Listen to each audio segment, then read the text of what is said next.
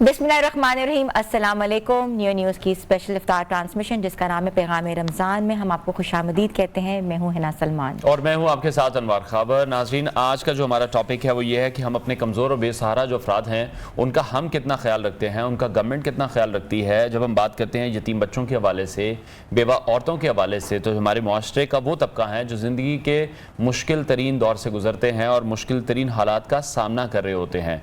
तो ऐसे में उनकी जो कफ़ालत है, ये उनकी जो देखभाल की जिम्मेदारी है, वो हम सब मिलकर किस तरह से कर सकते हैं। ये सिर्फ कुछ अफराद या कुछ ख़ानदान ही नहीं कर सकते, बल्कि ये जो जिम्मेदारी है ये रियासत पर भी आयद होती है। और हम सबको मिलकर ये कोशिश करनी चाहिए कि इस ज़मन में हम वो तमाम तर इक़दाम उठाएँ जो इन तमाम लोगों की ज़िंदगियों को आसान भी कर सकें। और इसके साथ साथ रियासत का किरदार क्या होना चाहिए, इस ज़मन में क्या इक़दाम रियासत को उठाने चाहिए, ये भी ज़ेर गौर है, ताकि मुआशरे में यतीम बच्चों की जहाँ हम बात करें हैं, बेवाओं की हम बात करें हैं, उन औरतों को वो इज़्ज़त, तहफ़्फ़ुज़ और मदद भी फराहम की जा सके, ताकि ये लोग भी मुआशरे में बाइज़्ज़त तौर पर अपनी ज़िंदगी गुजार सकें जिसके वो हकदार भी हैं। और इसी हवाले से हम देख रहे हैं कि रसूलुल्लाह सल्लल्लाहु अलैहि वसल्लम और खुलफ़ाए राशिदीन के दौर में किस तरह से खूबसूरत तरीके से इस ज़िम्मेदारी को पूरा किया गया, और आज से 1400 साल पहले जिस तरह से हमारी तरबियत की गई कि इस मामले को भी हमने आने वाले वक्तों में किस तरह से डील करना है। मेहमानों को मैं तारुफ करवाना चाहूँगा। हमारे साथ मौजूद हैं चेयरमैन उम्मत welfare foundation doctor Khurram Rashid साहब ने हमें ज्वाइन किया है। उनसे जानेंगे उनकी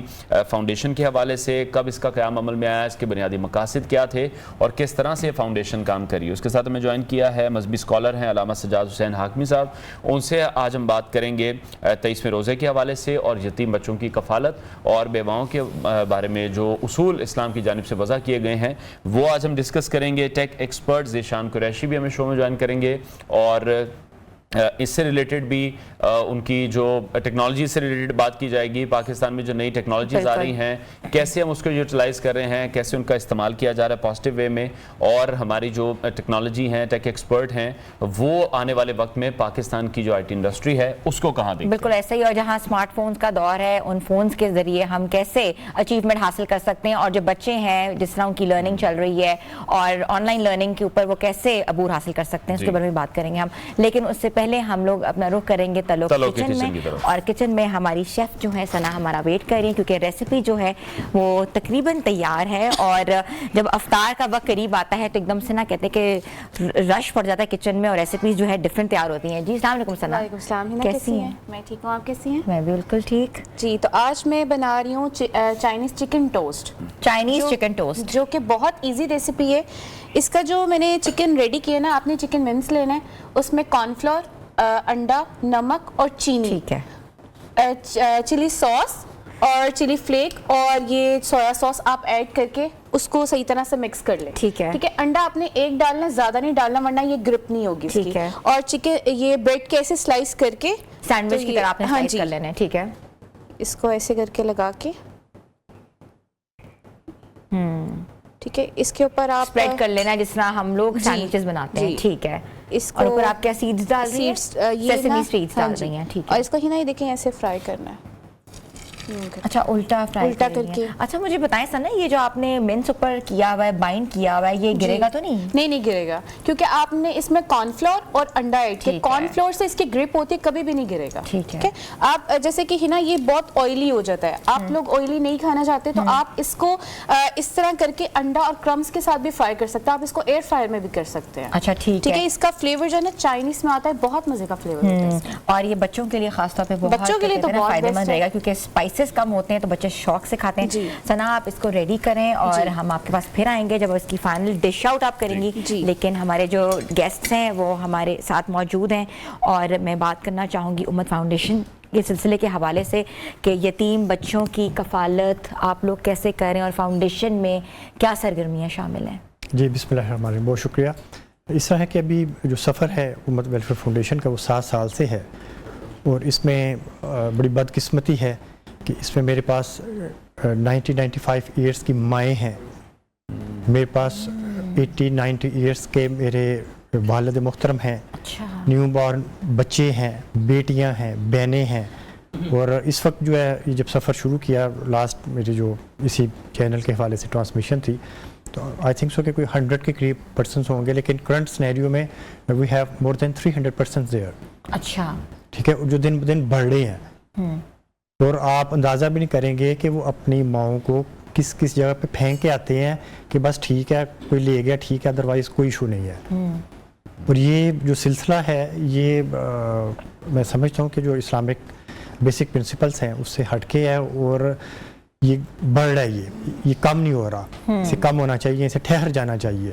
اور ایون کہ اس کے ساتھ ساتھ جو ان آن ڈیڈ باڈیز ہیں جس کے ہم تدفین کرتے ہیں, پہلے ہم بچے کبھی کبھار ریسیو کرتے تھے, اب کثرت ہے. اور بڑی بدقسمتی کے ساتھ کہ یہ لاسٹ 15 دن کے اندر میں نے 5 بیٹیوں کی ڈیڈ باڈیز کوڑے میں سے ریسیو کر کے جو ہے ان کی تدفین کی ہے. نومولود بچے تھے جی, نامولود نیو بورن بچے جی. اور اس کو آپ کس اینگل سے دیکھیں گے کہ یہ جو معاشرہ ہے اور یہ جو ہمارا وطن عزیز ہے اس کی جو ڈائریکشنز ہیں ٹھیک ہے اس میں کس کا کردار ہے کہ یہ کس طرح ٹھیک ہو سکتا ہے. یہ یقیناً تعلیم و تربیت کا بہت بڑا فقدان ہے. بالکل کہ اکثر ہم ڈگریوں کے پیچھے بھاگ رہے ہیں, تعلیم کے پیچھے بھاگ رہے ہیں, لیکن تربیت نہیں ہے. اور تربیت کدھر سے ہوگی وہ بھی سوال آتا ہے کہ کیا کوئی ایسا انسٹیٹیوٹ ہے, کیا یونیورسٹی ہے, کالج ہے, مسجد ہے, کیا ہے, یا ماں کی گود ہے.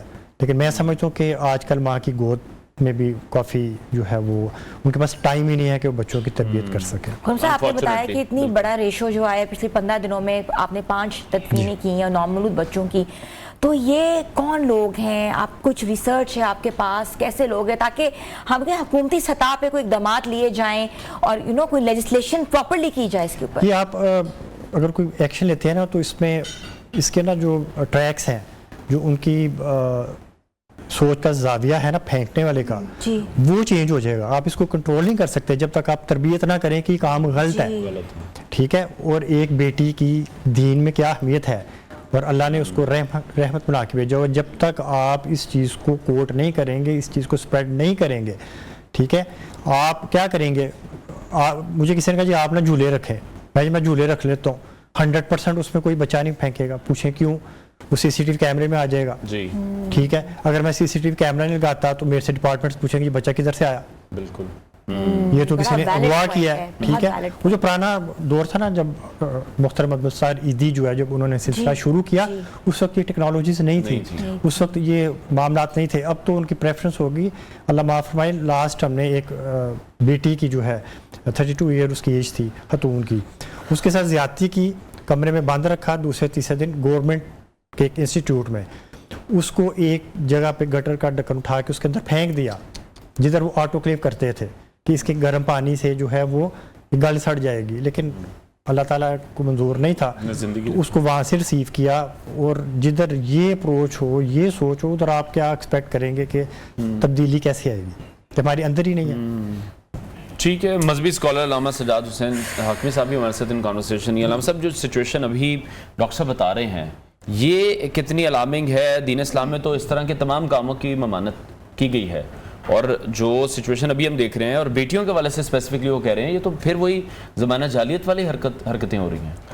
جی بسم اللہ والصلاۃ والسلام علی رسول اللہ. سب سے پہلے آپ کا بہت شکریہ.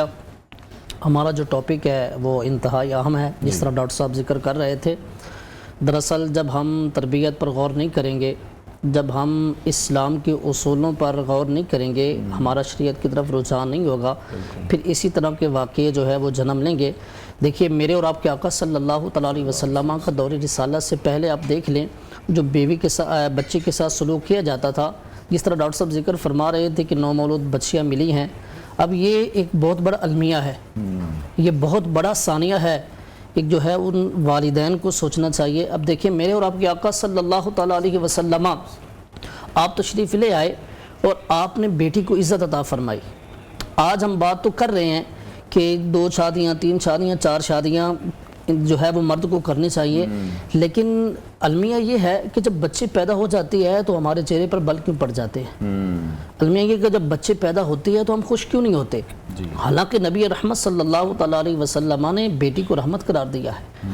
تو کریم آقا صلی اللہ تعالیٰ علیہ وسلم کی شریعت سے جب ہم دور رہیں گے, رسول اللہ کی تعلیمات کو جب ہم پڑھیں گے نہیں, اور جس طرح ڈاکٹر صاحب ذکر کر رہے تھے کہ تربیت کا فقدان ہے, جب ماں کے نزدیک بچے کی اہمیت نہیں رہے گی تو معاشرہ کیا اہمیت دے گا, معاشرہ اس پر کیا توجہ کرے گا.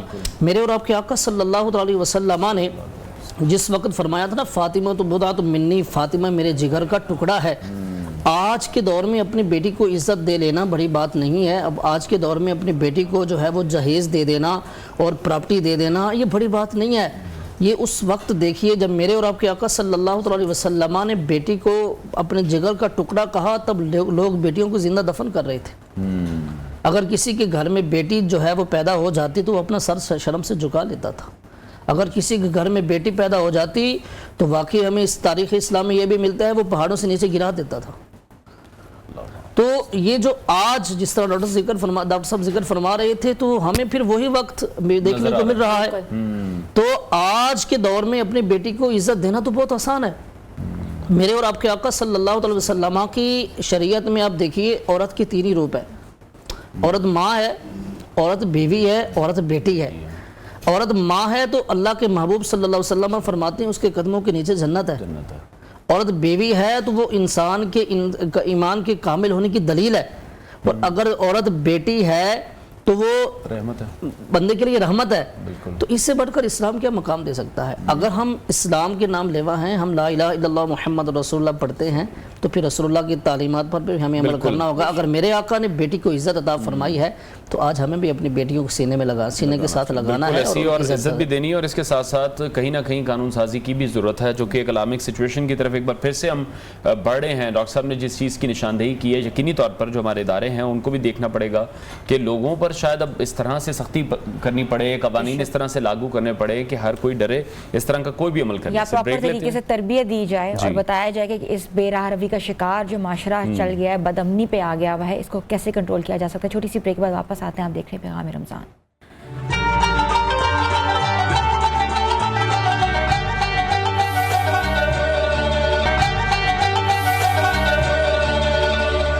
پیغام رمضان میں آپ کو ایک بار پھر سے خوش آمدید کہتے ہیں. اب جو ہمارے مہمان خاص ہیں ان کا تعلق جو ہے آئی ٹی فرم سے ہے اور کنٹری ہیڈ ہے وہ سیمسنگ موبائلز کے گلوبل چیف مارکیٹنگ آفیسر ہے کیو موبائل، اور سی ای او ہیں Haier mobile and I T Pakistan and Afghanistan. Sir آپ کو بہت ویلکم. ذیشان قریشی صاحب آپ کو بہت ویلکم کیا جاتا ہے. سر آپ یہ بتائیں کہ ڈیجیٹل ٹرانسفارمیشن ہو رہی ہے آج کل اور اس کا بہت سکوپ بھی ہے، بٹ پاکستان میں اس کا کیا سکوپ ہے؟ جی میں پہلے تھوڑی تصحیح کر دوں، جو آپ نے میرا تعارف کروایا ہے میری ساری پاسٹ کمپنیز ہیں بیسیکلی. ابھی میں جو ہوں وہ ایک ڈپلوائے نام کی کمپنی کو ریپرزینٹ کرتا ہوں، مینوفیکچر فونز ان پاکستان. اب آپ ذرا دوبارہ سوال کہیے گا کہ آپ نے ڈیجیٹل ٹرانسفارمیشن جو ہے وہ کتنی ضروری ہے اور پاکستان میں اس کا کیا سکوپ ہے؟ اچھا، پاکستان میں تو بہت زیادہ سکوپ ہے جی. اور ڈیجیٹل ٹرانسفارمیشن کے بغیر تو اب آپ کسی بھی بزنس کا تصور نہیں کر سکتے ہیں. بینکنگ ڈیجیٹل ہے جس کو ہم فن ٹیک بولتے ہیں، ایجوکیشن ڈیجیٹل ہو گئی ہے، جتنا آپ کا میڈیا ہے وہ سارا کا سارا ڈیجیٹل ہوتا چلا جا رہا ہے. تو digital transformation basically everything is going to and being digitised. آپ بکس دیکھیے تو جو لوگ کتابیں اب نہیں پڑھتے ہیں وہ فون کے اوپر یا اسکرینز کے اوپر پڑھتے ہیں کتابیں، یا کمپیوٹر کے اوپر پڑھتے ہیں. تو ڈیجیٹل ٹرانسفارمیشن کے 2-3 حصے ہیں جن کو ہمیں سمجھنے کی ضرورت ہے. پہلی چیز یہ ہے کہ وہ جو کانٹینٹ ہے اٹ سیلف، اس کے بعد اس کی کنزمپشن کہ وہ کیسے ہو رہی ہے، اور تیسرا اس کی ڈسپرسمنٹ. کہ ابھی آپ دیکھیے تو ہمارے ہاں ایک چیزیں وائرل ہوتی ہیں اور وائرل کرنے کے لیے ہم بہت ہی عجیب و غریب قسم کا کانٹینٹ بھی ڈیولپ کر لیتے ہیں جو کہ ماورائے اخلاق بھی ہوتا ہے، جو ہمارے مذہب سے مطابقت نہیں رکھتا، ہماری اقدار سے مطابقت نہیں رکھتا، مگر just because some views we are creating that content. اچھا، تو ڈیجیٹلی ٹرانسفارم تو ہم ہو رہے ہیں، لیکن یہ ایک 2 ایج سورڈ ہے، یہ 2 دھاری تلوار ہے بیسیکلی. کہ آپ اس کو اچھے، اب جس طرح موبائل فون ہے آپ اس کو بہت اچھے مقاصد کے لیے استعمال بھی کر سکتے ہیں اور اس کو بہت نیگیٹو مقاصد کے لیے استعمال بھی کر سکتے ہیں. تو ہمارے ہاں جو ڈیجیٹل ٹرانسفارمیشن ہے اس میں سب سے بڑا چیلنج جو ہے وہ ڈیجیٹل لٹریسی کا ہے. کہ یہ جو کانٹینٹ ہے ہمارے ہاں جو ایک ٹرینڈ ہے یا ایک جسے کہیے بھیڑ چال ہے کہ کوئی بھی کانٹینٹ ہم بغیر سوچے سمجھے تصدیق کیے آگے بھیج دیتے ہیں، ریسیوڈ ایز فارورڈڈ. یہ جو کانسیپٹ ہے اس سے لوگوں کی زندگیاں متاثر ہوتی ہیں، بعض اوقات تباہ بھی ہو جاتی ہیں. یہ تو حدیث پاک بھی ہے کہ جب تک آپ کسی چیز کی تصدیق نہ کر لیں اس کو آگے مت بڑھائیے. مگر انفارچونیٹلی ڈیجیٹل کانٹینٹ کی وجہ سے آپ کو صرف ایک فارورڈ کا بٹن دبانا اور وہ سینکڑوں ہزاروں کبھی کبھار لاکھوں لوگوں تک وہ چیز پہنچ جاتی ہے. تو یہاں پہ میرے خیال میں as a nation as mentors also اور پیرنٹس جو بچوں کو گائیڈ کرنے کے لیے بہت زیادہ ضروری ہے کہ کس طرح کا کانٹینٹ جو ہے وہ ان کو دیکھنا چاہیے اور پھر آگے فارورڈ بھی کرنا چاہیے. دیکھیں بہت ساری اچھی چیزیں ہیں جس کو فارورڈ کرنا چاہیے, مگر بہت سارا نیگیٹو مواد ایسا ہے جس کو نہ ہی دیکھنا چاہیے اور نہ ہی اس کو کنٹرول کیا جا سکتا ہے. پیرنٹس کیا کریں؟ پیرنٹس کے لیے جی بہت ساری ٹولز ایسے ہیں, جس طرح اب گوگل, ہمارے ہاں 2 طرح کے آپریٹنگ سسٹمز ہیں موبائل فون کے اندر جو استعمال ہوتے ہیں, جو ایک ہے اینڈرائڈ جو گوگل کا آپریٹنگ سسٹم ہے اور ایک ہے آئی او ایس. دونوں بہت ہی اچھے طریقے سے فون کو کنٹرول کرنے کی پیرنٹس کو اجازت دیتے ہیں. سب سے پہلے تو میں یہ پیرنٹس کو ضرور کہنا چاہوں گا کہ وہ اپنے بچوں کا الگ سے گوگل اکاؤنٹ بنائیں جس میں وہ ان کی ایج جو ہے وہ 18 ایئر سے نیچے رکھیں. تو وہ ایک مائنر اکاؤنٹ بنے گا جس کا جو سپروائزری کنٹرول ہے وہ پیرنٹس کے پاس ہوگا. تو then you will be able to attach that account with your phone. آپ ایک ایک چیز اس کے اوپر دیکھ سکیں گے کہ آپ کا بچہ کیا دیکھ رہا ہے, کتنی دیر کے لیے دیکھ رہا ہے, کس طرح کا کانٹینٹ وہ ایبزارب کر رہا ہے. پھر آپ لمیٹیشنز لگا سکتے ہیں کہ یہ ایپلیکیشن جس طرح کچھ گیمز ہیں, پب جی ہے, مائن کرافٹ ہے, وہ نہیں کھیل سکتا تو آپ اس کو بلاک کر سکتے ہیں. اب یوٹیوب بھی 2 طرح کا ہے, یوٹیوب کڈز ہے جو 13 سال سے کم عمر کے بچوں کے لیے ہے, اور یوٹیوب ہر کوئی دیکھ سکتا ہے تو آپ یوٹیوب بلاک کر دیجئے, آپ صرف یوٹیوب کڈز جو ہے اس کے اوپر بھی پھر آپ یہ لگا سکتے ہیں فلٹر کہ یہ 9 سال سے کم عمر کا جو مواد ہے وہی اس کو ایکسیسیبل ہوگا. ٹھیک ہے, اس کے ساتھ ساتھ پھر آپ ایک اور چیز کر سکتے ہیں کہ اس کا ایک ڈاؤن ٹائم آپ مقرر کر دیں کہ وہ 24 گھنٹوں میں 2 گھنٹے تک صرف اسکرین استعمال کر سکتا ہے. اس کے بعد اس کا ٹیبلٹ یا اسکرین جو بھی ہے وہ فون ہے وہ آٹومیٹکلی لاک ہو جائے گا. وہ جب تک آپ پاسورڈ نہیں لگائیں گے, پیرنٹ آتھورائز نہیں کرے گا, وہ نہیں کھلے گا. سر آپ ڈپلوائے گروپ میں you are the C O of deploy group اور currently you are serving that. مجھے بتائیں کہ پاکستان میں میڈ ان پاکستان کی کیا امپورٹنس ہے؟ بیکاز اسمارٹ فونس کا ہمیشہ سے یہ آیا ہے کہ امپورٹ ہوئے ہیں یا باہر بنے ہیں, لیکن پاکستان میں جو کانسیپٹ ہے made in Pakistan, how are you dealing with it? اچھا دیکھیے, میڈ ان ابھی آپ کو میں ایک حیران کن بات بتاؤں کہ پاکستان میں جو 78% فونز آپ استعمال کرتے ہیں یا آتے ہیں وہ میڈ ان پاکستان ہے. اچھا جی, دیر آر 17 مینوفیکچرنگ اس کو نہیں کہہ سکتے, اسمبلنگ پاکستان. ٹھیک ہے, کیونکہ جو 2018 میں ایک موبائل ڈیوائس مینوفیکچرنگ پالیسی کا پارٹ 1 آیا تھا, اس میں یہ ہر صورت میں ممکن بنایا گیا تھا کہ اب اسمبلی یہاں پہ ہو تاکہ ٹیکنالوجی ٹرانسفر ہو سکے.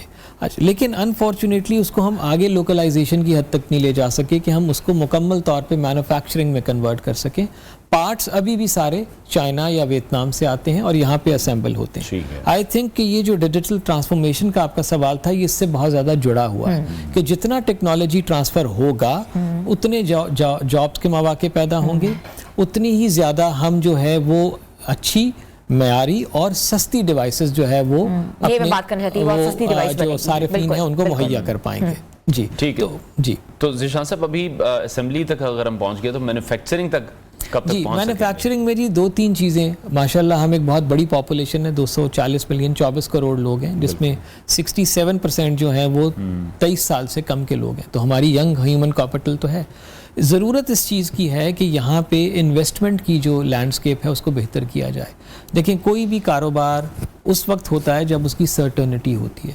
تو ابھی ماشاءاللہ پچھلے 2 سال سے جو چیزیں ہیں وہ کافی بہتری کی طرف جا رہے ہیں, مگر اس سے آپ نے پہلے دیکھا ہوگا کہ جو کرنسی ڈپریسیشن تھا وہ ایک ہیوج تھا کہ 115 روپے سے ایک دم 300 روپے تک ڈالر چلا گیا. تو آپ نے جو کمپوننٹس خریدنے ہیں وہ باہر سے خریدنے ہیں تو آپ کی فیزیبلٹی آؤٹ ہو گئی. تو جو باہر کی کمپنی ہے اور جو لوکل انویسٹر بھی ہے وہ اس چیز سے گھبراتا ہے کہ یہ نہیں ہو کہ میں اتنی بڑی, کیونکہ کوئی بھی فیزیبلٹی خاص طور پہ مینوفیکچرنگ کی 10 سال کے عرصے کے بغیر مکمل نہیں ہو سکتی. آپ کا ROI ہی ریسیو نہیں ہوتا, آپ کو 10 سال کے بعد اس کا ریٹرن ملنا شروع ہوگا. مگر اگر 2-3 سال میں کچھ ایسے حالات پیدا ہو جاتے ہیں تو وہ تو پورا سب کچھ ٹھپ ہو جائے گا جو پچھلے کچھ سالوں میں دیکھا. تو ابھی ضرورت اس بات کی ہے جس پہ گورنمنٹ بہت زیادہ کوشش کر رہی ہے کہ فورن ڈائریکٹ انویسٹمنٹ آئے, بڑے برانڈز آئیں یہاں پہ اور وہ یہاں پہ آ کے انویسٹ کریں, جو کر بھی رہے ہیں. اس کے بعد تیسری چیز یہ ہے کہ ہم پالیسی ایسی دیں جو کہ سسٹینیبل ہو اور کم از کم 5 سال تک ہو, تاکہ جو انویسٹرز ہیں اور جو برانڈز ہیں وہ سیکیور ہو. سر آپ کو پتا ہے کہ دنیا بھر میں I T is boosting like any thing. اگر ہم پڑوسی ملک کو دیکھیں تو آئی ٹی فیلڈ میں وہ کہاں بیٹھے ہوئے, اس کا کوئی there is no second comparison نہیں ہے دونوں ممالک کا. جی مجھے بتائیں کہ پاکستان میں آئی ٹی کا اسکوپ, آئی ٹی اسکولس کے بارے میں if you want to talk about it. جی اچھا دیکھیے آئی ٹی کا اسکوپ تو اتنا زیادہ ہے. دیکھیں آئی ٹی کون چلائے گا؟ بچے چلائیں گے. تو ماشاءاللہ میں نے آپ کو بتایا کہ 67% ہماری جو پاپولیشن ہے وہ 23 سال سے کم کی ہے, تو ینگ پاپولیشن ہے, اور کم از کم 40,000 گریجویٹس ہم ہر سال جو ہے وہ پروڈیوس کر رہے ہیں. آئی ٹی یونیورسٹیز ہیں اور اسکل بیسڈ ہے. اب تو آپ دیکھیے گوگل نے ڈگری بیسڈ پروگرامز ہی ختم کر دیے. وہ کہتے ہیں کہ آپ کے پاس سرٹن اسکل ہے, ہم آپ کو نوکری دے دیں گے, ٹھیک ہے, ان کو بیچلرز یا ماسٹرز کی ڈگری نہیں چاہیے. تو اب اتنا زیادہ آسان ہو گیا ہے. مسئلہ یہ ہے کہ 2-3 چیزوں کے اوپر فوکس کرنے کی ضرورت ہے, کہ ایک تو ووکیشنل ٹریننگ, کہ بچوں کو بچپن سے ہی پروگرامنگ یا مینوفیکچرنگ یا باقی چیزوں کا رجحان دیا جائے. یہاں پہ ہمارے رٹافیکیشن سسٹم بہت زیادہ, کہ گریڈز بہت, ہم بہت سارے بچوں کو انٹرویو کرتے ہیں جو ماسٹرز کر کے آئے ہیں بزنس مینجمنٹ میں, مارکیٹنگ میں, مگر ان کو پریکٹیکل نالج بالکل بھی نہیں ہے, وہ بالکل لاسٹ ہوتے ہیں. تو 1 سال تو ہمیں ان کو سکھانے میں, سمجھانے میں لگ جاتا ہے کہ بھائی کرنا کیا ہے. اگر یونیورسٹیز, دیکھیے اکیڈیمیا اور جو انڈسٹری ہے اس کا جو گیپ ہے وہ برج نہیں ہوگا تب تک ہم اس دوڑ میں شامل نہیں ہو پائیں گے. جو پڑوسی ملک کی آپ نے بات کی, انہوں نے 1982 کے اندر اس پروگرام کو امپلیمنٹ کیا.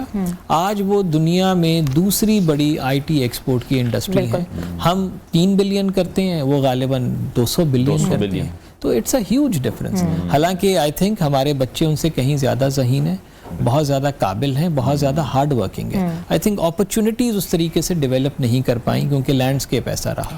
تو ابھی جی پلیز سر, اسٹیم کا ایک بہت زیادہ جگہ جگہ پروگرامز ہو رہے ہیں, بچوں کو سکھایا جا رہا ہے اسٹیم کوڈنگ یا whatever, you would be knowing it better. Is it appropriate کہ اپنے بچوں کو سکھانا چاہیے 6 سال کی عمر سے, 7 سال کی عمر سے لے کر جو اب جتنے, جی جس طرح میں نے عرض کیا نا, دیکھیں جو اسکل بیسڈ نالج جو ہے نا وہ اب, کیونکہ اب آرٹیفیشل انٹیلیجنس کی انکلکیشن کے بعد جس کو ہم اے آئی بولتے ہیں, دیکھیں پچھلے 10-15 سال پہلے آئی ٹی کا بوم تھا, پھر ای کامرس کا بوم آیا جس کو ہم دراز یا ایئر لفٹ یا باقی چیزیں تھیں. اب اے آئی کا بوم ہے کہ آرٹیفیشل انٹیلیجنس میں you just have to give one prompt, وہ پورا کا پورا پروگرام لکھ دے گا آپ کو, وہ پورا کا پورا آپ کو بزنس پلان بنا دے گا, ٹھیک ہے. اتنا اس کا مطلب کیا ہوا کہ اسکل جو ہے وہ اب میٹر کرے گی بہت زیادہ. آپ کی جو نالج, بکش نالج ہے وہ آبسلیٹ ہوتا, میں آبسلیٹ تو نہیں کہوں گا, it's a very harsh word. I think اس کی اہمیت کم ہوتی چلی جا رہی ہے کیونکہ وہ ایزیلی اویلیبل ہے. ایک زمانہ تھا آپ بریٹانیکا پڑھتے تھے یا آپ ڈکشنریز کو کھول کے دیکھ رہے ہوتے تھے, تھیسورس دیکھتے تھے, مگر اب آپ نے صرف ایک بٹن ٹائپ کرنا اور آپ کے پاس پوری اس کی ہسٹری آ جائے گی. تو بچوں کے لیے یہ پروگرامز اس لیے ضروری ہیں کہ ان کو, ان کا جو رجحان ہے وہ اسکل ڈیولپمنٹ کے اوپر ہو, کہ وہ چیزوں کو ڈیولپ کر سکیں. ٹھیک ہو, بہت شکریہ ذیشان قریشی صاحب ہمارے ساتھ ان کانورسیشن. ہی ہوں گے بریک کے بعد آپ کو دوبارہ جوائن کرتے ہیں. آپ دیکھ رہے ہیں پیغام رمضان.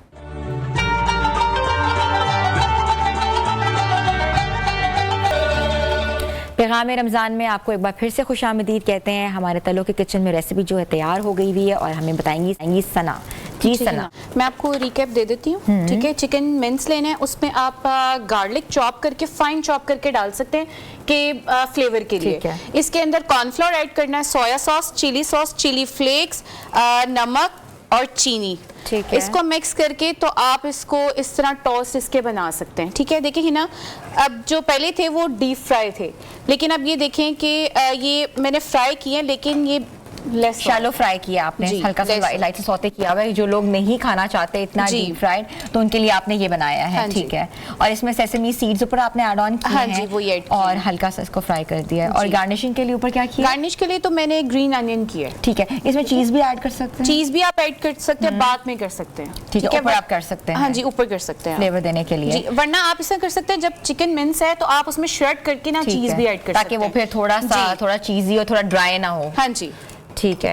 اور آپ کا ایپرن بھی بہت گندا لگ رہا ہے. کھانا بناتے ہوئے آپ کو پتہ داغ تو لگتے ہیں, ایپرن پہ بھی لگتے ہیں, کپڑوں پہ بھی لگتے ہیں, تو ہمارا سرف ایکسل ہے نا. ہاں بالکل ایسا ہی ہے جی, سرف ایکسل نے کمال کر دیا جی. یہ اپریل دھل جائے گا وہاں, اور ریسیپی جو ہے تیار ہے. افطار کا ٹائم قریب آتا ہے تو ریسیپیز جو ہے ہمارے کچن میں بننا شروع ہو جاتی ہیں. بالکل ایسے ہم آگے بڑھتے ہیں. چیئرمین امت ویلفیئر فاؤنڈیشن ڈاکٹر خرم رشید صاحب ہمارے ساتھ ان کانورسیشن ہے. ڈاکٹر صاحب, تھر پارکر میں بھی امت تعلیمی مرکز بنایا گیا, اس کا ایک تو مقصد کیا تھا اور اس مرکز سے ابھی تک کتنے بچے مستفید ہوئے ہیں؟ جی, تھر پارکر ایک ایسا ایریا ہے کہ جدھر نہ ہی بجلی ہے ابھی تک, نہ ہی سڑکیں ہیں. ادھر جب میں واٹر پروجیکٹس کے والے سے جاتا تھا, اس وقت ماشاءاللہ ہمارے کوئی 500 سے زیادہ پروجیکٹس فنکشنل ہیں, سارے کے سارے سولر پروجیکٹس ہیں, ہینڈ پمپس ہیں. اور پریفرنس ہم نے یہ دی کہ جو بیٹیاں جو گھرانے کوئی 3-4 کلومیٹر 40 کلو کی کین اوپر رکھ کے اسے پانی بھی کڑوا، تو ادھر ہم نے پانی کی انہیں جو ہے فیسیلیٹیٹ کر دیا ہوا ہے. ٹھیک ہے. تو دیکھتے دیکھتے ادھر بچوں کو دیکھا اور ادھر بس کچھ بھی نہیں ہے نا، وہ سائیں ہے، باقی سائیں کے علاوہ محلوں نے کوئی بھی نہیں پتا. سائیں بھی تو ان کے لیے کچھ نہیں کر پا بالکل. رہے. اور سب سے زیادہ کمیونٹی ہے وہ ہندوز کی زیادہ کمیونٹی وہاں ایگزسٹ تو کرتی صبح ہے. الحمدللہ کہ مجھے بڑا اچھا لگا کہ جب ایک ٹائم کے بعد اسکول اوپن کرنے کے بعد میں گیا تو میری وہاں پہ ایک بیٹی تھی جمنا، ایک بیٹا تھا کرش، ایک بیٹی تھی فاطمہ، سلمان. ٹھیک ہے. تو اس طرح مختلف طبقے فکر کے نا اکٹھے ہی پڑھ رہے ہیں. میں کہ اللہ یہ تیرا شکر ہے کہ جو تعلیم دینی چاہیے وہ یہاں سے مل رہے شروع کر دیا ہم نے. ٹھیک ہے. تو الحمدللہ وہ بچے ماشاءاللہ پڑھ رہے ہیں، آگے بڑھ رہے ہیں. لیکن ڈاکٹر صاحب اگر گورنمنٹ کچھ علاقوں میں کام نہیں کر پا رہی ہے، آپ کہہ رہے ہیں وہاں پر بجلی نہیں ہے، پینے کا صاف پانی یا میٹھا پانی وہاں پر اویلیبل نہیں ہے جو کہ ڈرنکیبل ہو، تو آپ لوگ پھر کس طرح سے وہاں تک پہنچ رہے ہیں اور یہ فنڈنگ کیسے ساری پھر کلیکٹ ہو؟ میں اکثر یہ کوٹ کرتا ہوں کہ ادھر نا کوئی 700 آر او پلانٹ لگے بڑا عرصہ پہلے. ایک آر او پلانٹ کی قیمت تھی 1 کروڑ روپے اس وقت، اور سارے کے سارے بند ہیں. اچھا. اور وجہ کیا ہے کہ صرف کسی کی نا وہ وائر لوز ہے تھوڑی سی، مطلب اس طرح کے میل فیمیل لوز ہے، ٹھیک ہے، لیکن ان کے بیچاروں کی ضرورت نہیں ہے کہ اس کو وہ ٹائٹ کر سکے. ٹھیک ہے. ادھر آپ کیا ایکسپیکٹ، میں تو بس تو کیا شیئر کروں کہ وہ دل جو ہے نا وہ دکھتا ہے کہ پروونشل گورنمنٹ سے کوئی حوالے سے کوئی آپ کی بات ہوئی ہو، کسی سے آپ نے ملاقات کر کے؟ گورنمنٹ لیول پہ صاحب کے دوران بھی میں ادھر گیا، کچھ بھی نہیں تھا. ٹھیک ہے. یعنی کہ جو سپورٹ چاہیے، جو ایک ریاست کی ذمہ داری ہے، وہ تھوڑا سا ایٹ لیسٹ کوئی 25% ہی کنٹریبیوٹ کر دیں. اور وہ بھی کنٹریبیوٹ نہیں کیا جا رہا. ٹھیک ہو گیا. علامہ صاحب جس طرح سے ابھی ڈاکٹر صاحب بھی یہ بات کر رہے ہیں کہ ہمارے بہت سے ایسے ایریاز ابھی بھی پاکستان میں موجود ہیں جہاں پر لوگوں کے لیے اس طرح کی فیسلٹیز نہیں ہیں. آج کا جو ہمارا ٹاپک ہے وہ یتیم بچوں کے حوالے سے ہے.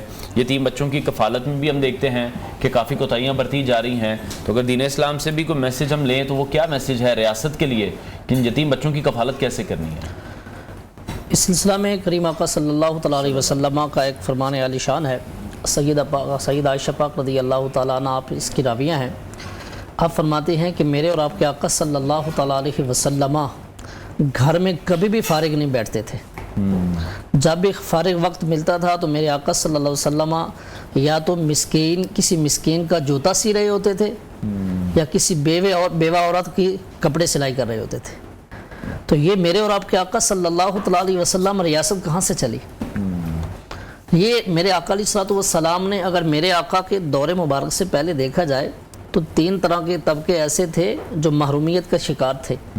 وہ بیوہ عورت تھی، وہ یتیم تھا، وہ مسکین تھا جو محرومیت کا شکار تھے. لوگ ان کی طرف توجہ نہیں دیتے تھے. یہ اسلام ہے جس نے ان کو عزت عطا فرمائی ہے. یہ بانی اسلام ہے جنہوں نے ان کو عزت عطا فرمائی. یہ بانی اسلام کا فیضان ہے. یہی تو وجہ ہے میرے آقا صلی اللہ علیہ وسلم فرماتے ہیں کہ یتیم کی تربیت کرنے والا، کفالت کرنے والا بروز حشر میرے ساتھ یوں ہوگا. واہ سبحان اللہ. اور میرے آقا صلی اللہ علیہ وسلم کا فرمان ہے کہ جو یتیم پر شفقت کا ہاتھ رکھتا ہے تو اس ہاتھ کے نیچے جتنے بال آتے ہیں اللہ اتنی نیکیاں عطا فرماتا ہے. یہ یتیموں کا حق ہے. اگر اس پہ قرآن مجید برہان رشید کو ہم لیں تو وَآتُوا الْيَتَامَ أَمْوَالَهُمْ وَلَا تَتَبَدَّلُوا الْخَبِيثَ بِالطَّيِّبِ. قرآن کہتا ہے یتیموں کو ان کا مال دو.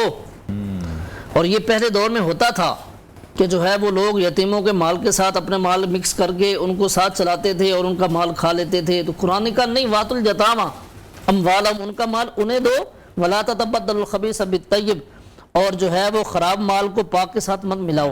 اور پھر قرآن کہتا ہے إِنَّ الَّذِينَ يَأْكُلُونَ أَمْوَالَ الْيَتَامَى ظُلْمًا إِنَّمَا يَأْكُلُونَ فِي بُطُونِهِمْ نَارًا. قرآن کہتا ہے جو یتیم کا مال کھاتا ہے وہ اپنے پیٹ میں جہنم کی آگ بھرتا ہے.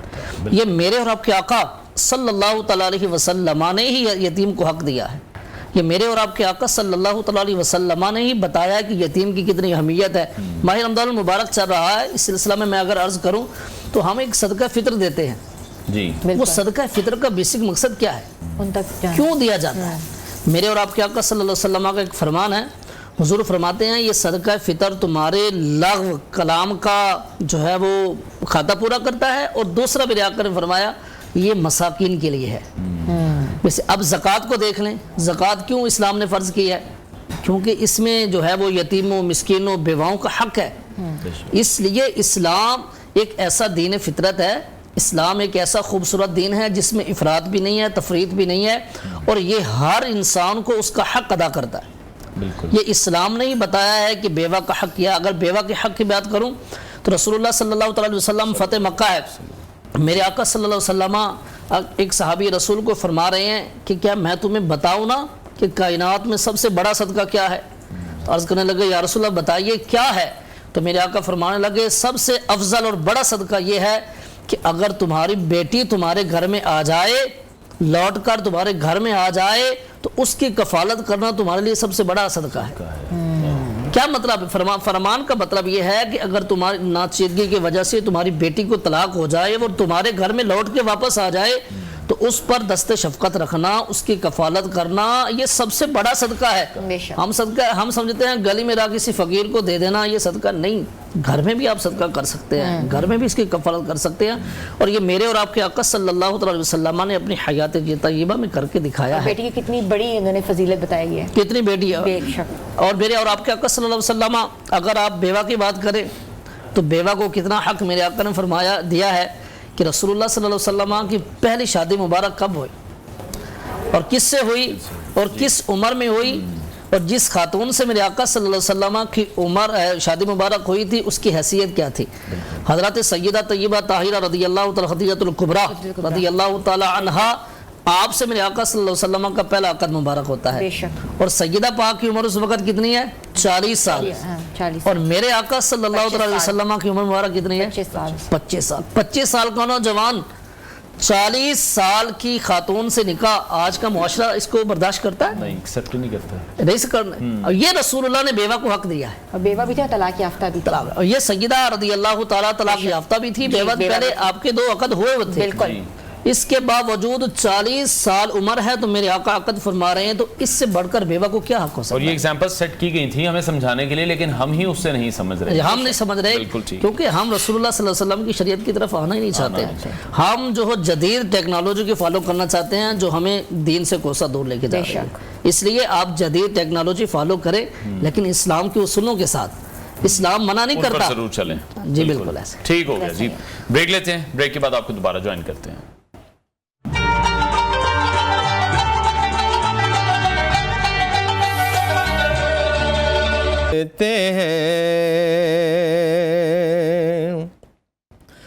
انہیں خبر ہے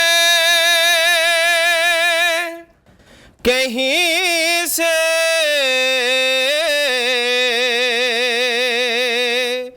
پڑھو درود ان پر،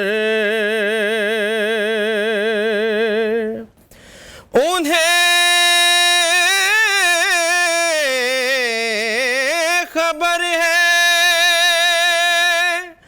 کہیں سے پڑھو درود ان پر، تمام دہر کا نقشہ حضور جانتے ہیں،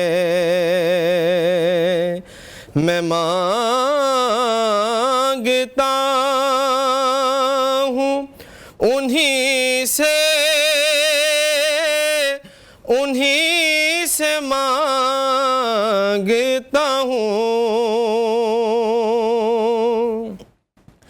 میں مانگتا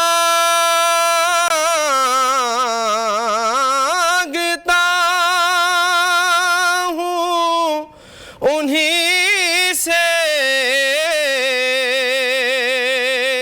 انہی سے مانگتا ہوں،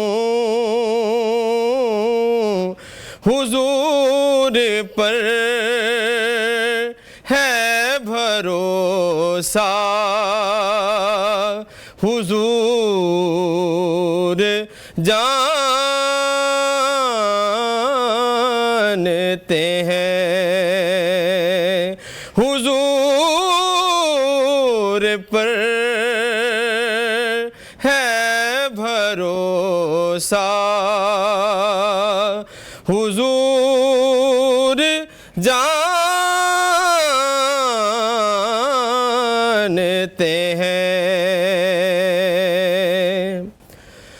کہیں گے خلد میں سرور نبی کے دیوانے ذرا وہ نعت سنانا حضور جانتے ہیں ذرا وہ نعت سنانا حضور جانتے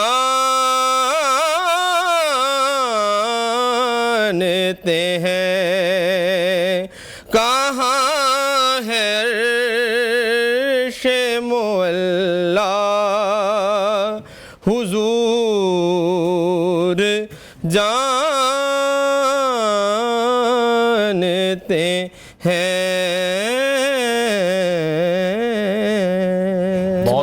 سبحان اللہ. بہت شکریہ نعت خواں وسیم اشرف صاحب نے بڑا زبردست کلام ہمارے ساتھ شیئر کیا, آپ سب کی خدمت میں پیش کیا. گفتگو کے سلسلے کو آگے بڑھاتے ہیں. ذیشان قریشی صاحب ہمارے ساتھ ان کانورسیشن تھے. ذیشان صاحب, کون سی ایسی اسٹریٹجیز آپ کی رہی ہیں جو کہ بہت اسٹارٹ اپس ایسے تھے جن کو آپ نے ملٹی ملین ڈالر کی کمپنیز میں پھر تبدیل کر دیا؟ اچھا دیکھیے جی, میرا جو پاسٹ جتنا بھی بیک گراؤنڈ ہے that is all about mobile phone. تو اس میں جو کلیم آف فیم جو ایک ریولوشن آیا وہ 2010 سے آنا شروع ہوا, جب نوکیا جیسا جائنٹ جو ہے وہ ٹمبل ڈاؤن کر رہا تھا اور باقی برانڈز کے پاس کچھ مواقع تھے کہ وہ گرو کر سکے. تو اس میں آپ نے ایک نام سنا ہوگا, کیو موبائل. جی, تو کیو موبائل ہم نے 2010 میں, تو I was one of the founding member اور I was moving on from Samsung and coming to Q mobile. اور اس وقت میں اگر آپ دیکھیے تو بہت سارے ملکوں میں بہت سارے اس طرح کے برانڈ معرض وجود میں آئے. انڈیا میں مائکرو میکس اور لاوا تھے, نارتھ امریکہ میں بلو تھا, افریقہ نائجیریا میں خاص طور پہ ٹیکنو تھا جو آج پاکستان میں بھی ہے, اسی طرح بنگلہ دیش میں سمفنی تھا, تو پاکستان میں کیو موبائل. تو اس کی وجہ یہ تھی کہ ایک ایکو سسٹم جو تھا وہ ڈیولپ ہو گیا کہ جو نوکیا کے سپلائرز تھے, اب نوکیا ٹمبل ڈاؤن کر رہا تھا, شرنک ہو رہا تھا, تو وہ جو کھپت تھی وہ کہیں نہ کہیں پوری ہونی تھی. تو اس کے نتیجے میں لوکل برانڈز بنے اور Q mobile with in 3 years became such a mammoth brand کہ آج اگر آپ کسی سے بھی پوچھیں تو اگر اس نے استعمال نہیں بھی کیا تو اس کو اس کا نام ضرور پتا ہے. تو I think that was a very big success for us. اس کے بعد پھر I moved on to Haier. اس وقت ہائر جو تھا وہ ہوم اپلائنسز کا برانڈ تھا, مگر میری ہمیشہ سے ایک پرسنل پیشن رہا ہے کہ پاکستان میں ٹیکنالوجی ٹرانسفر ہو. 2018 تک جتنا بھی موبائل فون پاکستان میں آیا وہ سارا CBU, جس کو ہم کمپلیٹ یا کمرشل بزنس یونٹ کہتے ہیں, کہ ہم صرف امپورٹ کر رہے تھے. یہاں پہ کچھ بھی نہیں بنتا تھا, ہم فون لاتے تھے, یہاں پہ استعمال ہوتے تھے. تو ایک تو آپ کا ٹریڈ ڈیفیسٹ جنریٹ ہوتا ہے اور آپ جو ہے وہ ڈالر ضائع کر رہے ہیں. تو میری ہمیشہ سے یہ خواہش تھی اور بہت کوشش بھی تھی کہ پاکستان میں لوکل اسمبلی ہونا چاہیے.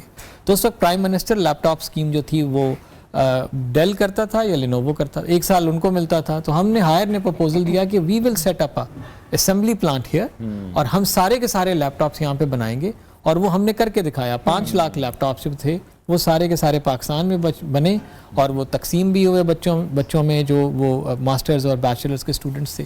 تو وہ پیشن جو تھا پھر اس کو ہم آگے لے کے چلے. پھر ابھی میڈ اپ بائی, اس وقت بائی ناؤ پے لیٹر جو آج کل آپ دیکھتے ہیں کہ قسط پہ ہے, پرائس ہوئے ہے, کہ یہ کریڈٹ کارڈ کے اوپر آپ کو قسطوں میں دنیا میں تو بہت زیادہ کانسیپٹ ہے. تو اس کے نام سے اسی طرح ہم نے ان لائنز آف دیٹ ایکسٹینڈ کے نام سے ایک کمپنی بنائی. We raise around $3 million. It was very successful, but unfortunately جب وہ میں نے آپ کو بتایا کہ کرنسی ڈپریسیشن کا ایک مسئلہ آیا کہ 100 روپے سے ڈالر جو ہے ایک دم 300 روپے پہ چلا گیا. تو جب آپ نے منی ریز کی ہوتی ہے, بہت سارے اسٹارٹ اپس بند بھی ہوئے اس کے اندر, but we had a very good run in that. تو ابھی بیسیکلی جو اسپارکس کا بھی مقصد تھا کہ we wanted to make technology affordable to masses of Pakistan, کہ ہر کوئی لاکھوں کا فون نہیں لے سکتا ہے. اور میں خاص طور پہ جو اس برانڈ میں ہماری کوشش ہے کہ ہم ویمن امپاورمنٹ کے اوپر بہت کوشش کرتے ہیں, کیونکہ اگر آپ کسی کو فون دے دیں گے نا تو you can make them an entrepreneur, کہ وہ اگر کوئی چیز بناتا ہے, مثال کے طور پہ اسکردو میں خاتون ہے, وہ کوئی پاٹری بناتی ہیں یا وہ کوئی ایمبرائڈری کا کام کرتی ہیں, تو ان کی ایک لمیٹڈ مارکیٹ ہے, she has no access out side. تو اگر اب فون آ جائے گا ان کے پاس تو وہ انسٹاگرام اکاؤنٹ بنائیں گی, اپنا فیس بک اکاؤنٹ بنائیں گی. پرائس رینج میں فون آئے گا. ہاں جی, اور اس کے پاس اچھا ان کے پاس اب اتنے زیادہ پیسے تو نہیں ہے کہ وہ ایک بہت مہنگا فون لے سکے. اگر 20,000 کا ان کو 15,000 کا ایک فون مل جاتا ہے تو she can start Hare business on that. Now she will become global, کہ ان کا جو پاٹری یا ایمبرائڈری یا جو بھی وہ بزنس کرنا چاہتی ہیں شی ول ہیو ایکسیس, اور وہ اپنے فن کو دکھا بھی سکیں گی. سو آئی تھنک یہ جو ڈیجیٹل ٹرانسفارمیشن کی میں بار بار آپ بات کر رہی تھی, so that is basically the whole crux of that, کہ لوگوں کے پاس اگر وہ ڈیوائس ہے تو یو آر گلوبل, دین آپ کی ریچ گلوبل ہو جاتی ہے, آپ پوری دنیا کے ساتھ رابطے میں آ جاتے ہیں. It's like a very wonderful thing and I think Pakistan انشاءاللہ ترقی کر رہا ہے اور کرے گا مزید. ہم لوگ کریں گے. ڈاکٹر صاحب ڈاکٹر صاحب یہ بتائیے گا کہ امت جو ویلفیئر فاؤنڈیشن کے آپ کا جو مستقبل ہے تو کیا منصوبے دیکھ رہے ہیں مزید, اور اس کا دائرہ کار کیسے وسیع کریں گے؟ ایک تو کوشش کر رہے ہیں کہ جو تربیت ہے یہ میسیج دیں اور اس پہ کوئی کنٹرول کر سکیں. جو بیسک ہے وہ ہے کیا, جیسے آپ قریشی بھائی نے بھی آئی ٹی سے ریلیٹڈ جتنی بھی باتیں کی وہ ساری بیس ہیں تربیت کے اوپر. جو آپ ڈائریکشن دیں گے تو پھر ہی وہ کام بنے گا. اسکل بیس کے اوپر ہم بڑا کام کر رہے ہیں, خاص طور پہ بیٹیوں کے لیے, بیوہ بہنوں کے لیے, اور سلائی سینٹر ہم جو ہے کافی زیادہ ڈیولپ کر رہے ہیں سیدہ فاطمہ زہرا کے نام سے, جو ہے تاکہ وہ بیٹیاں بہنیں سیکھ سکیں اور کم از کم انہیں کسی کے آگے ہاتھ پھیلانا نہ پڑے, وہ اپنے پاؤں کے اوپر خود جو ہے وہ کام کر سکیں. جو ہے تو یہ ہم اس پہ کافی زیادہ ورک کر رہے ہیں. اس کے ساتھ ساتھ جو ہمارے پاس یتیم بچے ہیں, جو بچیاں ہیں, ان کو اچھے سے اچھے انسٹیٹیوٹ میں ہم پڑھا رہے ہیں تاکہ وہ اس معاشرے کا جو ویورز آپ کو دیکھ رہے ہیں ان کے لیے کوئی چیریٹی کا آپ کا کوئی پیج ہے, کوئی نمبرز ہیں, آپ کو کیسے دے سکتے ہیں وہ بھی آپ بتا دیں, کیسے ریچ آؤٹ کر سکتے ہیں؟ سے وہ دعا کر دیں. ٹھیک ہے. اللہم یا مسبب الاسباب, اللہم یا مفتح الابواب. اللہ اسباب پیدا کرنے والا ایک کوٹ کروں گا بڑے ادب کے ساتھ. جو ہے میرے پاس ایک خاتون آئی, ان کا قرآن بھائی یہ نا 3 لاکھ روپیہ یہ آپ رکھیں, کوئی اور کام ہے تو بتائیں. میں جس کو بتاتا ہوں نا وہ آپ جیسی کئی بہنوں کو بھیج دیتے ہیں. بہت خوب. اور یہ خالصاً نا یہ اللہ کے بڑی رحمت اور برکتوں سے اللہ کا کام ہے, اور ہم کچھ بھی نہیں ہے. ایک دیگ پکی ہوئی ہے, ہم سے اوپر بیٹھے ہیں اور بانٹ رہے ہیں, اس کا شکر ہے کہ ہمیں بٹھا دیا ہوا ہے. بہت خوب. اور کہتے ہیں نا کہ بیٹیوں کی کفالت کرنے کا کتنا بڑا ثواب ہے, وہ تو there is no match. اور بالکل ایسی ہے. بہت شکریہ ہم ادا کرنا چاہیں گے چیئرمین امت ویلفیئر فاؤنڈیشن ڈاکٹر خرم رشید صاحب ہمارے ساتھ ان کانورسیشن تھے. بڑی زبردست انہوں نے گفتگو کی اور بڑا زبردست طریقے سے وہ کام کر رہے ہیں. اور اس کے ساتھ ساتھ ٹیک ایکسپرٹ ذیشان قریشی جو کہ سی او اسپارکس اسمارٹ فونز ہیں, انہوں نے کوشش کی ہے کہ وہ کسی طرح سے ہمیں ان چیزوں سے بھی آشنا کرا سکیں کہ ٹیکنالوجی میں کتنا زیادہ کام کیا جا رہا ہے. ہر پاکستان ٹیکنالوجی کے میدان میں بہت بہتر انداز میں کام کر رہا ہے, اور جس کا بہت بڑا ایک حصہ ذیشان قریشی بھی ہیں, جنہوں نے اتنے بڑے برانڈز میں سرو کیا ہے اور ٹیکنالوجی کو آسان بنانے کی کوشش کی ہے پاکستان میں. اور کوشش یہ کی ہے کہ پاکستان میں جو آئی ٹی انڈسٹری ہے وہ بھی ڈیجیٹل انڈسٹری ہے وہ بھی چینج ہو سکے, اس میں بھی کافی بہتری آ سکے. دونوں مہمانوں کا ہم شکریہ ادا کریں گے کیونکہ انہوں نے اب ہم سے اجازت لینی ہے. میرا خیال ہے کہیں افطار پر انہوں نے پہنچنا ہوگا. بریک لیتے ہیں, بریک کے بعد آپ کو دوبارہ جوائن کریں گے.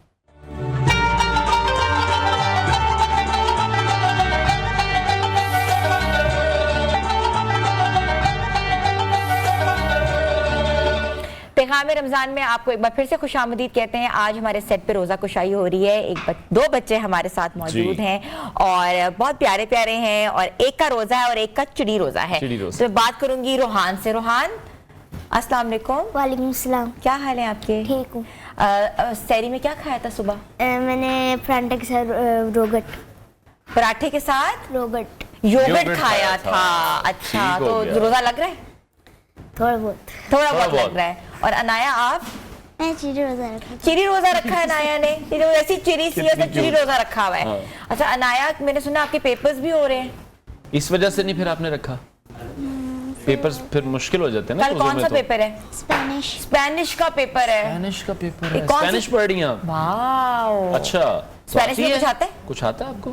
ابھی نہیں یاد ہے لیکن مجھے تھوڑا سا آتا ہے. کیا آتا ہے؟ جو بھی آتا ہے کچھ بھی ایک 2 ورڈ بول دیں آپ. اس میں کوئی کاؤنٹنگ آتی ہے؟ مجھے آتی ہے چائنیز 1 سے لے کر. اچھا, آپ چائنیز پڑھ رہے ہیں؟ آپ پڑھ دو چائنیز میں, بتاؤ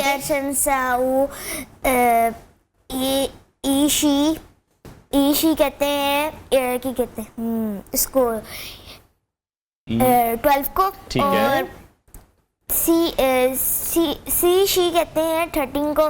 اچھا, اور وہ مطلب کاؤنٹنگ ابھی آپ سیکھ رہے ہو؟ नहीं हो चुकी है। हो चुकी है, ठीक है। मेमोराइज करा, रोजे में वैसे भी चीजें याद ही नहीं रहती, मुश्किल होती है। हाँ। तो ये क्यों आपने सब्जेक्ट ये चूज किया, मतलब ये लैंग्वेज? हमारे पास 3 लैंग्वेज थी, वो 2 लैंग्वेज बहुत मुश्किल थी तो मैंने ये चूज कर अच्छा, लिया। चाइनीज आपको आसान लग रही है? अच्छा। अनाया ग्रीटिंग्स बताओ। ओला, ओला। हेलो को ओला कहते हैं। और ग्रासियास को कहते हैं thank you, thank you, thank you कहते हैं। ठीक हो गया। तो अभी स्टार्ट है ना, अभी बच्चे बिल्कुल सीख पढ़ रहे हैं। कलमा, बिल्कुल कलमा ऐसे। कौन सुनाएगा मुझे? चलो सुनाओ। पहला कलम तैयब तैयब ने पाक, ला इलाहा इल्लल्लाहु मुहम्मदुर रसूलुल्लाह सल्लल्लाहु अलैहि वसल्लम। बहुत वेरी खूबसूरत। Nice, very nice. अभी नहीं, चलें आहिस्ता आहिस्ता आप भी सीख जाएंगे। ऐसा ऐसा आता है। रोजे भी रखना शुरू अच्छा, कर कार देंगे में और ये क्या बड़ी अच्छी बात है। करो, क्या पहला खाओगे? कलमा आता है। हाँ, तो पहला कलमा कलमा सुनाएं सुना आप। दो। पहला कलमा तैयब तैयब मेरे पाक, ला इलाहा इल्लल्लाहु मुहम्मदुर रसूलुल्लाह। वाह, वेरी जबरदस्त। नाइस। अच्छा मुझे बताओ कि क्या इफ्तार में क्या खाओगे? कुछ अच्छा ही मिलेगा। कुछ अच्छा ही मिलेगा। बिल्कुल, हमारे तो किचन expect कर रहे में हैं। मजेदार किस्म के पकवान जो है बन रहे हैं और इंशाल्लाह और आज बच्चों की बच्चे रोज़ा बताएंगे कसाई- कि कितने मजे के हैं। हाँ, इधर ही हो। बिल्कुल। चलें जी, आगे हम बढ़ते हैं। अलामा साहब हमारे साथ मौजूद है। अलामा साहब, बेवा खवातीन के जो बच्चों के हुकूक हैं या उनकी कफालत है, उनकी जिम्मेदारी भी फिर जिससे निकाह होता है उस पर आयद होती है जिम्मेदारी कि उन सबकी जो हुकूक हैं फिर उसने पूरे करने हैं? जी बिल्कुल ऐसे ही है। अगर औरत खुला नहीं लेती या मर्द से ज़बरदस्ती जो है वो तलाक नहीं लेती, तो ऐसी सूरत में जो है वो सारे मामलात वो ज़िम्मेदारी मर्द पर ही आयद होती हैं। चूँकि वो बच्चा ही उसी का है तो वो उसकी ज़िम्मेदारी उसी पर आयद होगी। और ऐसी सूरत में ये हमारे यहाँ ये जो फुकदान पाया जाता है वो यही है कि बच्चे तो पैदा कर लेते हैं लेकिन जब तलाक हो जाती है तो बच्चों के मामले में जो है वो केसेस होते हैं, हाँ, वो ज़ाहिर है इस ऐसी सूरत में जो है वो इस्लाम हमें हुक्म यही देता है कि जिसका नस्ब है, जिसका बच्चा है, वो उसकी कफालत करेगा। बहरहाल ये है कि इस तरफ जाना ही नहीं चाहिए। बहरहाल ये है कि जब अगर कहीं कोई मामला ऐसा बन जाता है, अगर कहीं मामला ऐसा बन जाता है तो फिर शरीयत यही कहती है कि मर्द पर उसकी कफालत लाजमी है। ऐसे और जब तलाक हो जाती है, तलाक के बाद भी इद्दत तक औरत की कफालत भी मर्द के ज़िम्मे पर लाजिम हो जाती है। लेकिन चूंकि हमारे यहाँ ये रुझान, हम उसूल शरअ से वाकिफ़ नहीं होते, हम कहते हैं जब तलाक दे दिया है तो बीवी बच्चों को फ़ौरन घर से निकाल देते हैं। ऐसा नहीं होना चाहिए। तलाक हो जाए, तलाक के बाद भी उलमा ने, फुक़हा ने लिखा है कि मिन वजह उसकी बीवी है, जब तक वो इद्दत नहीं गुजारेगी वो शोहर के घर में रहेगी, शोहर पर नामो नफ़का जो है वो सारा उसी के ज़िम्मे करम पर होगा और बच्चों का खर्चा भी उसी पर होगा। लेकिन लामा फिर जो ये नहीं कर रहा उसके लिए क्या कवानीन है? उसके बारे में इस्लाम यही कहता है कि वो ऐसी सूरत में गुनाहगार होगा और गुनाह कबीरा का मुर्तकिब होगा और यकीनन और उसका जो बेसिक नुकसान होगा कि वो यही होगा कि बच्चों के दिलों में नफरत पैदा हो जाएगी। वो जो वालिद और बच्चे के दरमियान मोहब्बत होती है वो नहीं रहती और ये मामलात सारे फिर जो है वो यहाँ तक आग पहुँचते हैं कि फिर लड़ाई तक नौबत आ जाती है, फिर आपस में ख़ानदान की जुदाइयाँ हो जाती हैं। तो बहरहाल शादी की है, बच्चा है तो कफालत भी उसकी। तो मुफ्ती साहब, बेवाओं के हकूक कुरान और सुन्नत की रोशनी में क्या हैं?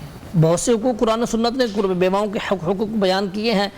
कुरान मजीद बुरहान रशीद ने बेवाओं के हुकूक पर जो हमें वाइदे सुनाई हैं या जो कुरान मजीद के अंदर रसूलुल्लाह ने वो हदीस तय्यबा में बयान किए हैं, अगर हम उन्हीं को पढ़ लें तो यकीनन तलाक की तरफ हम जाए ना, यकीनन हम उस तरफ जाए ना कि जो है कोई ये नौबत आ जाए। ठीक है। कुरान देखिए, मेरे और आपके आका सल्लल्लाहु अलैहि वसल्लम हज़रत सय्यदा खदीजतुल कुबरा रज़ियल्लाहु तआला अन्हा से निकाह फरमाया। अब मेरे आका सल्लल्लाहु अलैहि वसल्लम निकाह फरमा रहे हैं, हालांकि मेरे आका को पता है कि ये बेवा है, लेकिन इसके बावजूद मेरे आका सल्लल्लाहु अलैहि वसल्लम ने निकाह फरमाकर अपनी ज़ौजियत में ले लिया है। तो ये मेरे आका ने एक पैगाम दिया है, पैगाम दिया है कि औरत फेंकने की चीज़ नहीं है। ये मेरे आका सल्लल्लाहु अलैहि वसल्लम की तरबियत है। निकाह करके और मेरे आका सल्लल्लाहु अलैहि वसल्लम की अगर अज़वाज मुताहरात को देख लें तो 11 तादाद बनती है। उन 11 में सिर्फ और सिर्फ हज़रत सय्यदा आयशा सिद्दीक़ा रज़ियल्लाहु ताला अन्हा ही कंवारी थी, बाकी कोई तलाक याफ्ता थी, कोई बेवा थी। तो मेरे आका सल्लल्लाहु अलैहि वसल्लम ने बेवा से निकाह करके ये पैगाम दिया है कि औरत फेंकने की चीज़ नहीं है। ऐसा नहीं है कि एक मर्द की तरफ से तलाक हो जाती है या उसका खामिद फौत हो जाए तो वो सारी ज़िंदगी बैठी रहे और हम उसको इज़्ज़त को पामाल करते रहें और मुआशरा उसको एक साइड पर रखता रहे। यही तो इस्लाम हमें तरबियत देता है, यही तो इस्लाम हमें कहता है कि औरत को इज्जत दे हर मकाम पर। اور بسا اوقات جب انسان جسے سمجھتا ہے نا کہ بیوہ ہے اور اس کی طرف گھن کھاتا ہے، اس کی طرف جاتا نہیں، لیکن جب چلا جاتا ہے تو اللہ کی حکمتیں پوشیدہ ہوتی ہیں.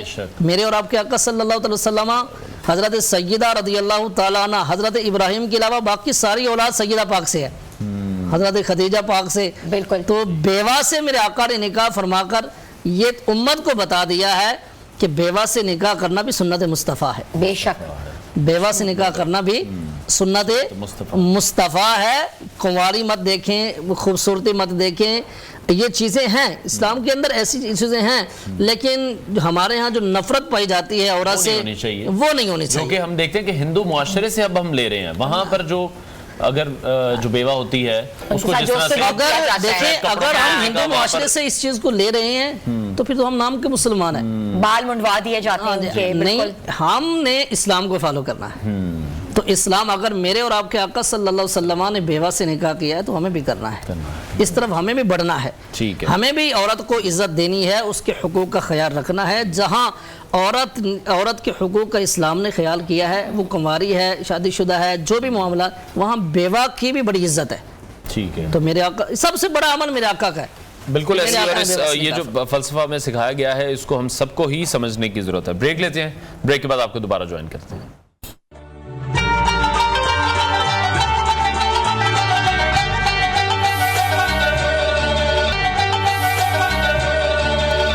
پیغام رمضان میں آپ کو ایک بار پھر سے خوش آمدید کہتے ہیں. کشمیر کی کچن میں ہماری ریسیپیز جو تیار ہیں اور دسترخوان جو ہے وہ بھی سجنے والا ہے. تو میں ریکویسٹ کروں گی فاطمہ سے، فاطمہ آپ لوگوں نے ڈش آؤٹ کر لی ہیں سب چیزیں، سب ریسیپیز آپ بدل لے ہیں، اور ساتھ ساتھ بتائیں کہ آج ہمارے دسترخوان میں کیا ہے. السلام علیکم. آج کے ہمارے دسترخوان میں جو ہے نا وہ کیونکہ بچے ہیں اور بچوں کو جو ہے نا وہ چائنیز بہت اچھا لگتا ہے، میٹھا ہوتا ہے، اور جو ہے نا وہ ہم نے ان کے لیے جو ہے وہ چائنیز ریڈی کی ہے. ساتھ میں ٹوسٹ ہے. اور چائنیز کی ریسیپی میں آپ کو فٹافٹ بتا دیتی ہوں. ہم نے بنایا ہے آج شاشلک اور اس کے ساتھ ایگ فرائیڈ رائس. شاشلک اور منچورین میں جو ہے نا وہ بہت چھوٹا سا ڈفرنس ہوتا ہے. ہاں، کوٹنگ کا صرف. جو منچورین ہے نا اس میں کوٹنگ تھوڑی سی جو ہے نا وہ زیادہ ہوتی ہے، اور جو شاشلک ہے نا اس میں سٹر فرائی ہوتا ہے. دونوں دکھنے میں ایک جیسے ہوتے ہیں اور دونوں کھانے میں بھی ایک جیسے ہوتے ہیں. مطلب ساری ریسیپی ایک ہی ہے لیکن اس کے جو چکن کا ہے نا وہ ڈفرنس آتا ہے. ہم نے بنایا ہے شاشلک. اس کے لیے میں نے لیا ہے 500 گرام چکن کو آپ 1 انچ کے سائز میں جو ہے نا وہ کٹ کر لیں گے. اس کی کوٹنگ میں آپ ایڈ کریں گے 1 egg, 1 cup of corn flour, 1 teaspoon of salt, 1 teaspoon of black pepper, اور اس کے ساتھ تھوڑا سا چکن پاؤڈر ایڈ کر دیں گے تو وہ تھوڑا اور انہینس کرتا ہے اس کا ٹیسٹ. اس کو آپ نے سمپلی فرائی کر لینا ہے. اس کے بعد اس کی سوس بنانے کے لیے ہم نے لیا ہے 1 cup of ketchup. Tomato ketchup آپ لیں یا پھر آپ جو ہے وہ گارلک کیچپ لیں، دونوں میں فلیور بہت اچھا آتا ہے. اس کے ساتھ آپ ایڈ کریں گے 1 tablespoon of sugar, 1 tablespoon of white vinegar, 1 tablespoon of soya sauce. Dark سویا ساس اس کے اندر جو ہے نا وہ بہت اچھا ٹیسٹ دیتی ہے. ڈارک سویا ساس اور سمپل سویا ساس میں جو ہے نا وہ کنسسٹینسی کا ڈفرنس آتا ہے. ایسے کہ اگر آپ جو ہے نا وہ سمپل سویا ساس لیتے تھوڑی تھن ہوتی ہے اور وہ کوانٹٹی میں تھوڑی سی زیادہ ڈلتی ہے، لیکن اگر آپ ڈارک سویا ساس لیتے ہیں تو اس میں جو ہے نا وہ کنسسٹینسی کیونکہ اس کی زیادہ ہے تو اس کی جو ہے نا کوانٹٹی کم ڈلے گی. تو اس کے ساتھ آپ ایڈ کریں گے 1 teaspoon of red chilli pepper, 1/2 teaspoon of white pepper, اور ان ساری چیزوں کو ساسز کو جو ہے نا وہ آپ سوتے کریں گے گارلک میں اور ایڈ کر دیں گے چکن کو. ریسٹورنٹ میں جو ہے نا وہ کارن فلاور بہت کم یوز کیا جاتا ہے. آپ لوگ جو ہے جب گھر میں بناتے ہیں تو اس کی کارن فلاور کی کوانٹٹی آپ تھوڑی زیادہ کر لیتے ہیں جس کی وجہ سے گریوی جو ہے نا. فاطمہ ابھی ہمیں کسی بریکنگ نیوز کی طرف جانا ہے، بریک لیتے ہیں ناظرین. بریک کے بعد آپ کو دوبارہ جوائن کرتے ہیں.